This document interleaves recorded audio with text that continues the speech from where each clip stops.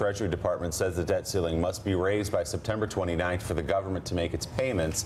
And Congress has until September the 30th, as I mentioned, to pass funding through both chambers. Otherwise, the government runs out of money on October 1st. Yesterday morning, the president tweeted that Republican leaders on Capitol Hill had missed an opportunity, accusing Mitch McConnell and Paul Ryan of ignoring his request to tie raising the debt ceiling to a Veterans Affairs bill, alleging they've allowed Democrats to hold it up, saying, quote, "Could have been so easy, now a mess." And even though Speaker Ryan was named in the tweet, he told CNBC he didn't see it as criticism.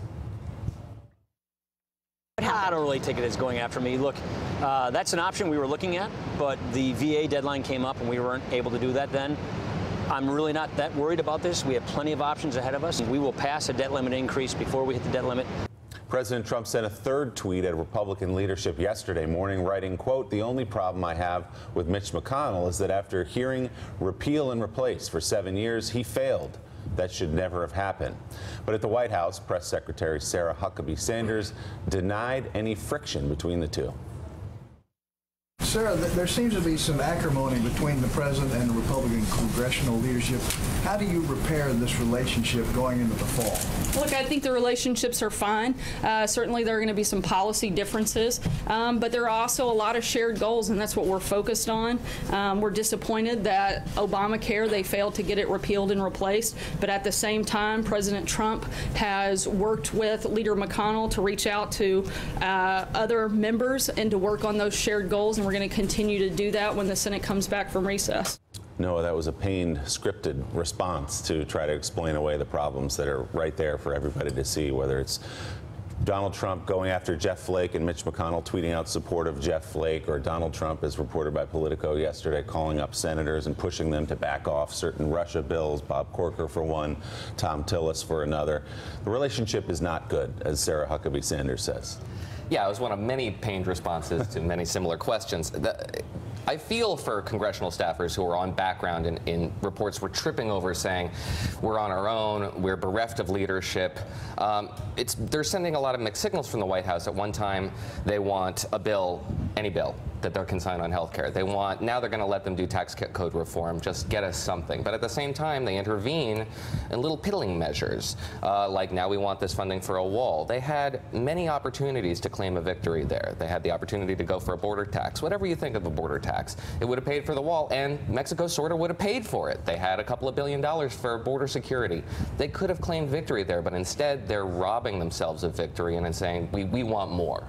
So, John, a senior administration official told NBC last night that Trump and McConnell haven't spoken in weeks, to use their term. So, despite what Sarah Huckabee Sanders is saying there's obviously a deep divide. Look, I mean, if you think about the story that got a lot of attention, rightfully so, in the New York Times, that had the leader's fingerprints all over it a few days ago, with McConnell, it's not. I don't think that the relationship is chilly or frosty. The leader's waging war on the president. Yeah. The president's waging war on the leader in open view. I mean, the president in open view in his Twitter stream, and the leader in very obvious ways in the press, his allies.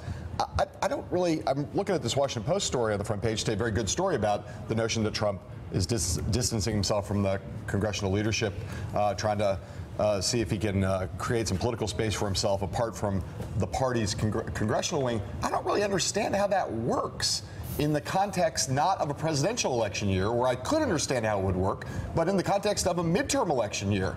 Who's Trump? Who's on Team Trump? The Democrats are not. And what, he's going to run against Republicans when they're running for re-election in a midterm election, and his name is not on the ballot?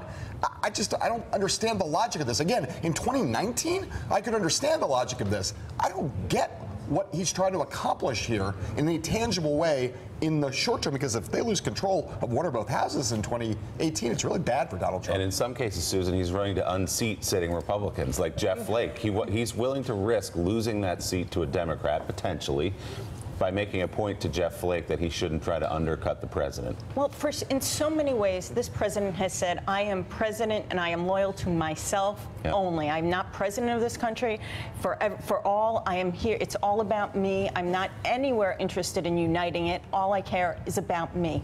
So when you see him making those attacks, it's just a gut reaction at this point. Now it's time for the Republicans, both on the House and the Senate side, to bear down, get their agenda down, treat the president as a neutral fact. If they want to bring something forward and go into the 2018 elections and seek re-election and get it, they better show some results. And at this point, I think the president will sign anything. He really has no deep caring about any particular issue.